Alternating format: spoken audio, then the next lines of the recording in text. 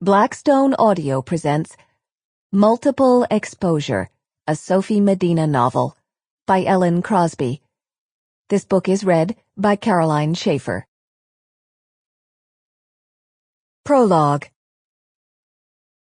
I've been in too many war zones not to recognize blood when I see it.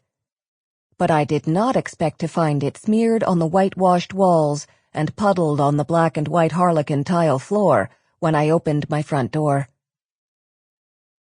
It's just past midnight as my taxi driver pulls up to the curb on the quiet, dark cul-de-sac where we live in North London.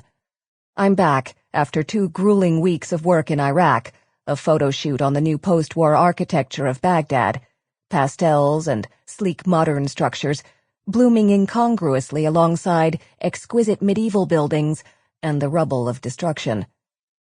I open the arched wooden door to the half-timbered Tudor cottage Nick and I rent in Hampstead and call out that I'm home. Outside, the cab pulls away now that the driver, an elderly gentleman with an old-fashioned sense of chivalry, believes I'm safely inside. When Nick doesn't answer, I figure he's already upstairs, either in his study, he's been working so hard lately, or in bed reading. A bottle of Veuve Clicquot will be chilling in the silver bucket he bought at a flea market after the seller swore it was used at the Château de Condé for the wedding of Edward VIII and Wallis Simpson. There will be red roses, for passion, on my pillow. You don't have to tell me. I know I'm lucky.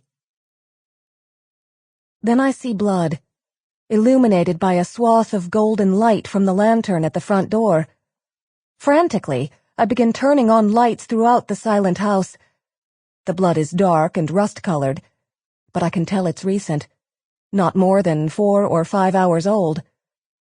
The last time Nick and I spoke was in Istanbul as I boarded my connecting flight. Just before I hung up, he told me he loved me, as he always does, and I started to say, "Love you more," because that's our routine. But my phone, down to a sliver of a battery, died before I got the words out. I never got to tell him that one last time, and it still haunts me. I set down my equipment bag and suitcase and unstrap my tripod, which I wield like a saber as I follow the path of blood spatter. Signs of a struggle and someone being dragged. A partial handprint on the wall. Sample complete. Ready to continue?